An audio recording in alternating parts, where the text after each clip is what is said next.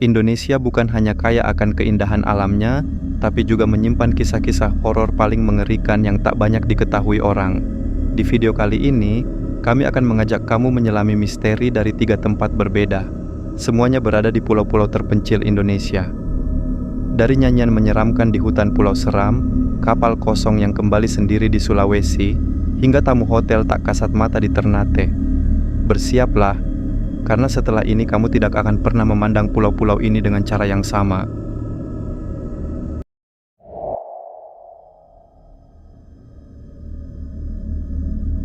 Pulau Seram, salah satu pulau terbesar di Maluku, menyimpan ratusan kisah misteri yang tak pernah selesai diceritakan. Dari gunung-gunungnya yang menjulang, hutan-hutannya yang lebat, hingga bisikan yang dipercaya berasal dari dunia lain. Namun, ada satu area yang bahkan penduduk lokal enggan sebutkan namanya, sebuah hutan yang dikenal dengan sebutan hutan larat. Tak ada peta resmi yang menandainya, namun bagi para pendaki dan penjelajah, tempat ini sudah menjadi legenda kelam. Konon, siapapun yang masuk terlalu dalam ke hutan, itu akan mendengar sebuah nyanyian lirih. Suara perempuan yang bersenandung dalam bahasa kuno, tak bisa dimengerti, namun terasa begitu akrab. Beberapa mengaku nyanyian itu seperti memanggil, membujuk dengan kelembutan yang tak masuk akal. Mereka yang tak kuat iman akan tersesat, dan yang tersesat jarang ditemukan kembali. Salah satu kisah yang paling mencengangkan datang dari sekelompok pendaki dari luar daerah. 5 orang pemuda yang ingin menjelajah Gunung Binaya, namun malah berakhir di hutan terlarang itu.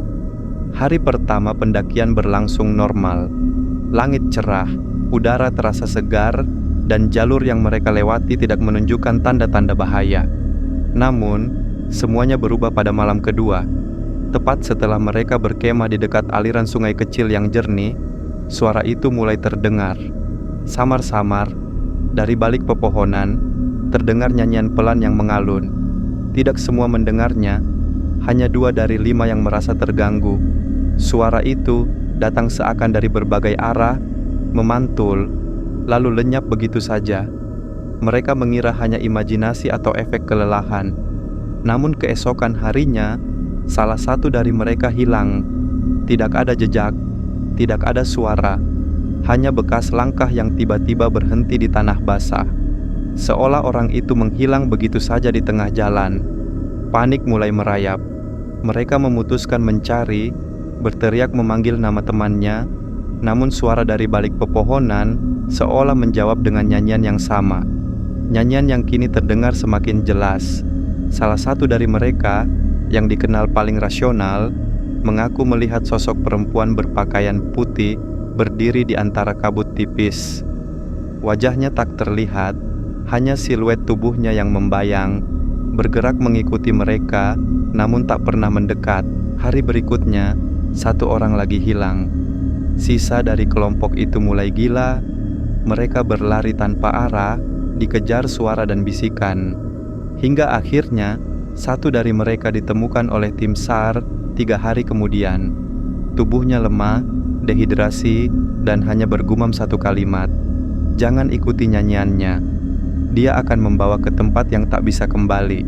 Penduduk lokal percaya hutan itu dijaga oleh roh penunggu wanita yang mati mengenaskan ratusan tahun lalu. Dulu, hutan tersebut adalah tempat eksekusi bagi perempuan yang dituduh sebagai dukun. Salah satu dari mereka tidak mati dengan tenang. Ia bersumpah akan membawa jiwa-jiwa yang masuk tanpa izin. Beberapa tahun kemudian, kisah yang hampir sama terulang. Sekelompok mahasiswa pecinta alam hilang kontak selama seminggu. Mereka ditemukan dalam kondisi linglung dan 1 orang tak pernah kembali. Yang selamat mengaku mendengar lagu yang indah namun menyakitkan, dan nyanyian itu membimbing mereka ke arah yang salah. Sampai sekarang, pemerintah setempat tak bisa menandai wilayah hutan tersebut secara pasti. Namun para pendaki yang berpengalaman menyarankan satu hal penting. Jika mendengar nyanyian dari hutan di Pulau Seram, segeralah berhenti dan jangan melangkah. Karena setiap langkah berikutnya bisa menjadi yang terakhir.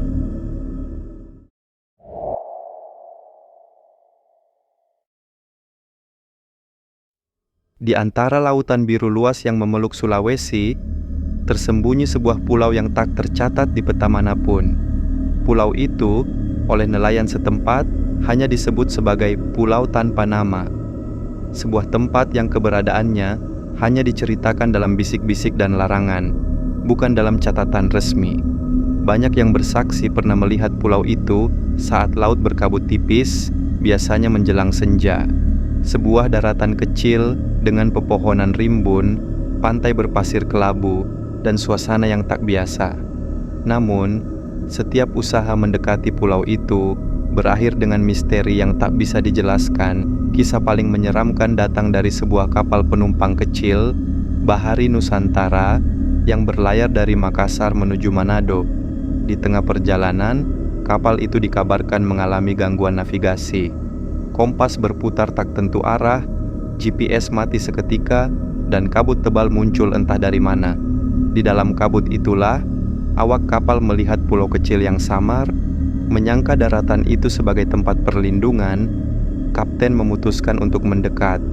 Beberapa penumpang, 15 orang, dengan antusias turun ke daratan untuk mencari sinyal dan pertolongan. Kapten berjanji akan menunggu tidak jauh dari bibir pantai. Namun 1 jam berlalu, lalu 2 jam. Hingga malam menelan langit, tak satu pun dari mereka kembali. Ketakutan mulai menjalari sisa awak kapal. Kapten akhirnya memutuskan untuk merapat lebih dekat dan mencari sendiri. Tapi saat jangkar diturunkan, kabut tiba-tiba menebal begitu pekat hingga jarak pandang hanya beberapa meter. Ketika kabut perlahan menghilang, daratan yang mereka lihat sebelumnya juga lenyap. Hanya lautan luas yang tersisa. Yang lebih mengerikan, kapal mereka kini kosong. Tidak ada penumpang lain. Tidak ada awak yang semula berada di dek bawah. Hanya suara angin yang mendesir, membawa aroma asin bercampur sesuatu yang busuk. Kapten yang panik sempat mengirimkan pesan darurat sebelum akhirnya kapal ditemukan terombang-ambing sendirian berhari-hari kemudian. Tidak ada satupun orang di dalamnya. Tidak ada tanda-tanda perlawanan. Semua perlengkapan kapal tetap utuh, seolah para penumpang dan kru menghilang begitu saja. Cerita ini bukan satu-satunya. Dalam kurun waktu 20 tahun terakhir, tercatat sedikitnya 5 kapal kecil mengalami kejadian serupa di sekitar koordinat yang sama. Setiap laporan selalu menyebutkan tentang pulau yang muncul dari kabut, mengundang, seolah memanggil siapa saja yang melihatnya. Penduduk setempat percaya bahwa pulau itu adalah semacam jebakan gaib. Konon, pada masa lalu, di sekitar perairan itu pernah ada sebuah pulau kecil yang dihuni oleh para pelaut terkutuk, mereka yang membangkang terhadap adat laut dan melakukan kejahatan yang mengundang murka alam. Pulau itu dihancurkan oleh badai mahadahsyat dan ditenggelamkan. Namun arwah mereka tetap berkeliaran, membangun bayangan pulau yang hanya bisa dilihat oleh mereka yang malang. Mereka yang terpanggil oleh pulau itu dipercaya tidak benar-benar hilang. Jiwa-jiwa mereka ditahan untuk menjadi bagian dari penghuni pulau, terjebak dalam dunia yang tidak bisa dilihat manusia biasa. Sampai hari ini, nelayan Sulawesi menyampaikan satu peringatan sederhana kepada para pendatang. Jika kabut muncul dan daratan tak dikenal terlihat, jauhilah. Karena tidak semua pulau mengundang untuk diselamatkan. Ada pulau yang hanya mengundang untuk menghilang.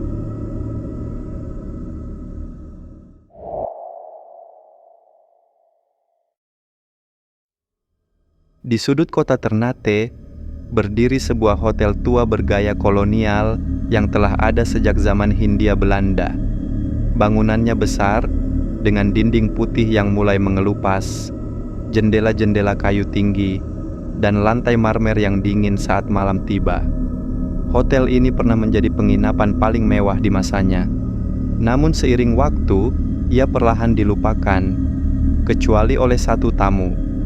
Kamar nomor 9 berada di lantai 2, tepat di ujung lorong yang sempit dan suram. Tidak ada yang istimewa dari kamar itu secara tampilan. Tapi para staf hotel tahu, sejak tahun 1998, kamar itu selalu dipesan setiap malam.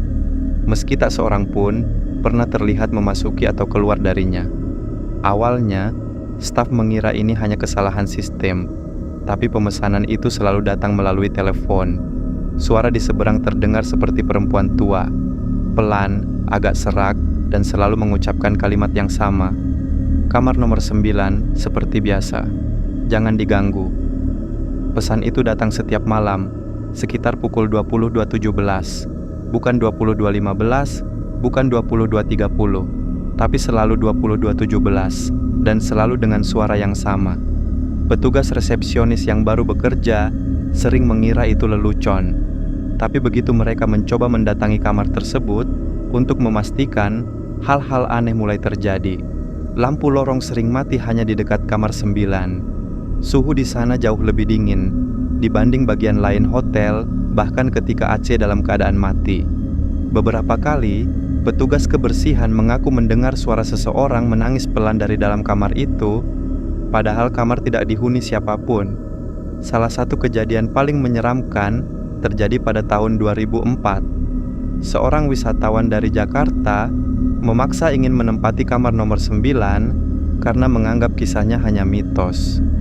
Resepsionis sempat menolak, tapi karena tamu itu bersikeras dan membayar dengan harga 2 kali lipat, akhirnya ia diberi kunci kamar.